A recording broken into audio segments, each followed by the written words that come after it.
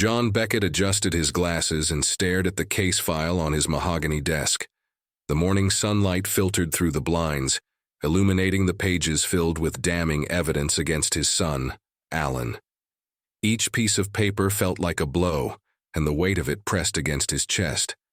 As a renowned defense attorney, John had faced countless high-profile cases, but none had ever left him this conflicted. A sharp knock broke the silence. Alan stepped into the room, his posture stiff, his face a mixture of anger and desperation. His dark hair was disheveled, and the faint circles under his eyes spoke of sleepless nights. "So, what do you think, Dad?" Alan's voice was taut. "Do you believe I did it?" John sighed, gesturing toward the chair opposite him. "Sit down, Alan. Let's talk." "I don't need a lecture," Alan snapped, ignoring the chair. "I need to know if my own father believes in my innocence." John removed his glasses and rubbed his temples.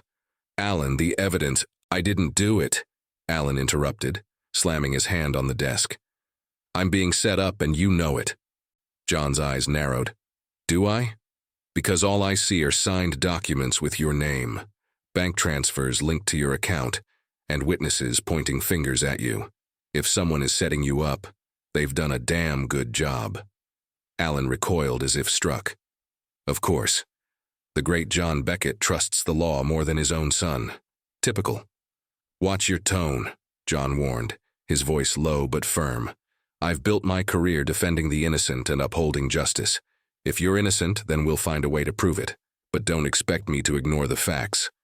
Alan's jaw tightened. "Maybe it's not about facts. Maybe it's about whether you care enough to fight for me." The room fell silent. John opened his mouth to respond but couldn't find the words. The truth was he didn't know what to believe. Alan had always been headstrong, sometimes reckless, but was he capable of orchestrating a multi-million-dollar fraud? "I care," John said finally, his voice softer. "But caring doesn't mean ignoring the truth." Alan scoffed and turned to leave. "You know what? Forget it. I'll figure this out myself. Don't bother ruining your perfect reputation for me." The door slammed shut, leaving John alone with the file and his doubts. He leaned back in his chair, staring at the ceiling. A part of him wanted to rush after Alan, to promise that he'd do whatever it took, but another part, the lawyer in him, whispered caution. What if the evidence wasn't lying? What if Alan was? John picked up the file again, his fingers trembling slightly.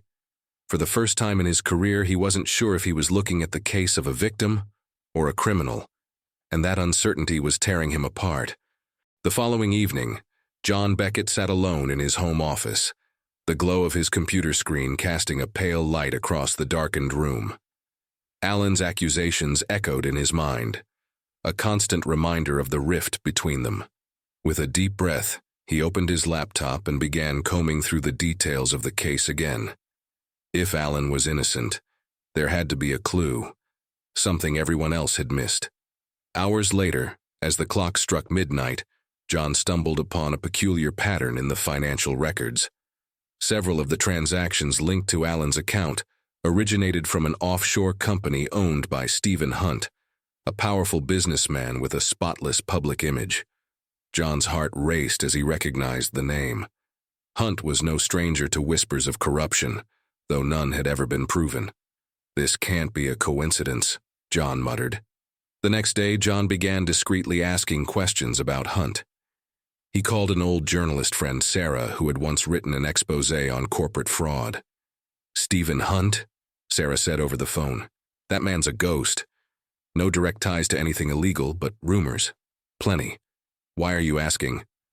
"Off the record," John replied. "I think he's framing Alan." Sarah whistled softly.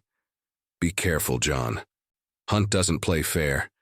People who dig too deep into his affairs, well, let's just say they regret it." Determined but cautious, John expanded his investigation. Late one night, he parked his car outside a sleek high-rise where Hunt's company was headquartered. With Sarah's help, he had learned about an upcoming meeting involving Hunt and several shady figures. If Hunt was involved, this meeting might provide proof. Using the skills he had honed as a lawyer, John infiltrated the building. carefully avoiding security cameras. From a corner of the conference room window, he recorded snippets of the conversation using his phone. His heart pounded as he heard Hunt's unmistakable voice discussing fabricated evidence and his plan to discredit Alan. "We make Alan Beckett the scapegoat," Hunt said. "No one will question it. His father is too principled to bend the rules, and by the time anyone figures it out, the damage will be done." The recording was damning but legally problematic. John hadn't obtained it through proper channels, which meant it wouldn't hold up in court. Worse, Hunt had noticed his presence as John slipped away. The next day, John received an anonymous letter delivered to his office. Inside was a single sentence: "Drop the case, or you'll regret it." Attached was a photo of Alan taken without his knowledge. John clenched his fists, torn between fear and fury. He had no doubt Hunt was behind the threat. The stakes were higher now, not just for Alan's freedom, but for his safety. As John wrestled with his next move, he found himself thinking more deeply about his son. Alan might be impulsive, but he wasn't a criminal. John remembered how, as a teenager, Alan had once stood up for a classmate being bullied, even though it cost him a spot on the soccer team. That courage, that innate sense of justice, it was still there, buried beneath the layers of anger and misunderstanding. When John called Alan that evening, his voice was softer than it had been in weeks. "Alan," he began, "I think you're right. Someone's framing you, and I'm going to prove it. But I need your help." There was a pause on the other end before Alan replied, his tone cautious but hopeful. "You believe me now?" "I do," John said firmly. "And I'm sorry it took me this long. Let's work together on this."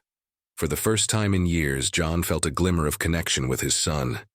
They weren't out of danger yet, but at least they were facing it together. John Beckett sat in his office, the weight of his decisions pressing heavily on his shoulders. The secret recording of Stephen Hunt's incriminating conversation was playing on his laptop, Hunt's smug tone filling the room. The evidence was there, undeniable and damning, but also completely inadmissible in court. John knew the law inside and out, and this recording, obtained without a warrant, was as good as useless in a legal trial. Yet, it was the closest thing Alan had to a lifeline. That evening, John met Sarah in a dimly lit cafe. The journalist had a reputation for bending rules to expose the truth, and John needed advice, though he hated to admit it. "You're in a tough spot," Sarah said, stirring her coffee. "If you go public with this recording, Hunt's lawyers will rip you apart. But if you do nothing, Alan takes the fall." John frowned. There must be another way, something legal. Sarah gave him a pointed look. "Sometimes, John, justice and the law don't align. The question is, how far are you willing to go for your son?" John stared into his coffee, his mind racing. Was he truly willing to cross the line? It went against everything he stood for, everything he'd built his career on. But the thought of Alan, his son, spending years in prison for a crime he didn't commit, was unbearable. The next day, John made his decision. He called an old acquaintance, Marcus, a retired private investigator with a knack for accessing hard-to-reach places. "John Beckett," Marcus said with a chuckle. "Never thought I'd hear from you. What's the occasion? Someone steal your parking spot?" "I need access to Hunt's personal email server," John said bluntly. Marcus's humor vanished. "You're serious?" "Dead serious," John replied. "There's a trail of fake documents somewhere in his system, and I need them." Marcus whistled. "That's risky business, John. You could lose your license or worse." "I'll take that risk," John said firmly. A week later, Marcus delivered. He handed John a USB drive containing a series of emails that outlined Hunt's elaborate scheme to frame Alan.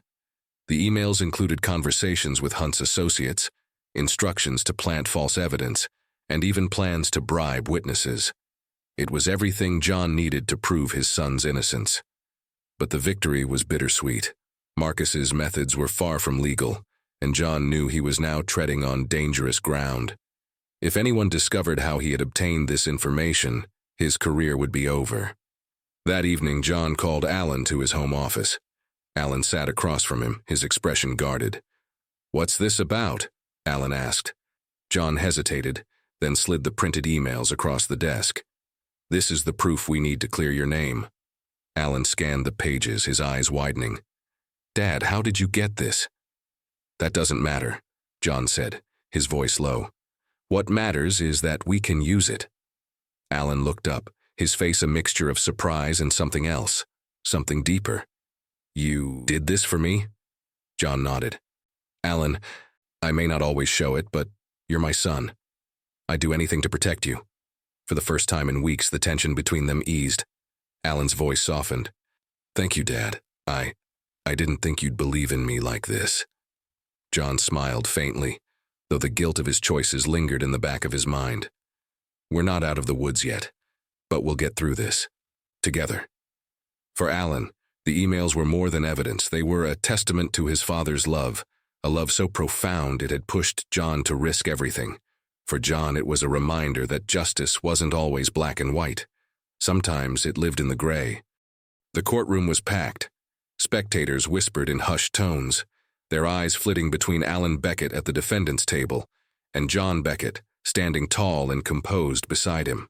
Across the room sat Stephen Hunt, his expression calm but his eyes betraying a flicker of unease. "All rise," the bailiff called, and everyone stood as the judge entered. The room fell silent as the trial began. John began his defense with calculated precision. He painted a picture of Alan as a young, ambitious man who had been caught in a web of deceit, spun by those with far more power and influence. He emphasized Alan's lack of motive, his unblemished record, and his consistent claims of innocence. But the real game began when John introduced the emails.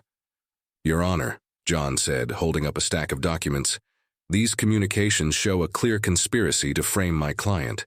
They detail not only the planting of false evidence, but also the manipulation of witnesses."